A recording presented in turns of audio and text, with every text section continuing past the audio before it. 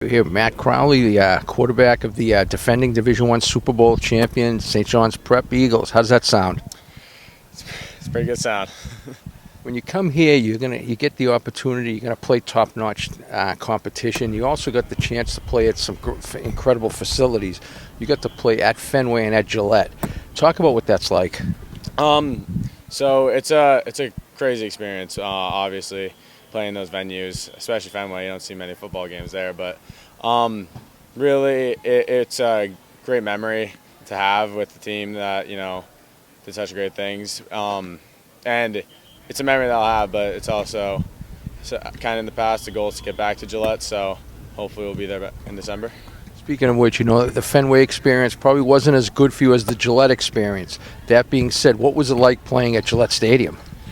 Gillette was incredible. I mean, it was loud. There's a lot of energy. It's a big, really good atmosphere. And I mean, playing on the same place, you see Tom Brady, kind of having that feeling before the game. It was special. It was awesome.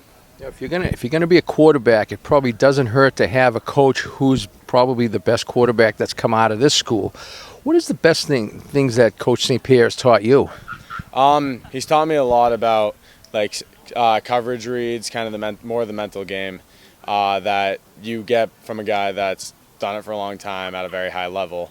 So kind of having him there to kind of show me, all right, this type of scheme, coverages, reading that pre-snap, post-snap, that kind of stuff is where I think his help comes in super handy, because I don't think you can get much coaching like that anywhere else. As far as last year, you had two terrific receivers in Wes and Max. This year, you got a younger group. What do you do with the younger guys? I mean, you just got to throw to them. Especially through camp, it's a lot about building up trust and kind of getting back to where I was throwing with Max and Wes and Luke, those guys, for a couple of years before that season, and then now all new guys. So it's just about getting reps with them, about kind of building that relationship with them, on the field, off the field, because the more you can throw with them, the more you talk to them, the better your relationship, the more you can trust them on the field, and the more you expect from them. So here, Brian St. Pierre, the head football coach at St. John's Prep. I mean, you played football at the highest level. What makes Matt a good quarterback?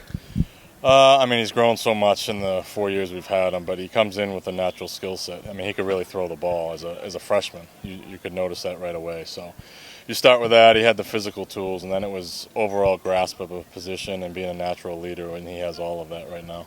This year, obviously his role is going to change. How do you try to tell him, that, hey, it's still a game, even though your receivers are not what you had last year in terms of experience-wise?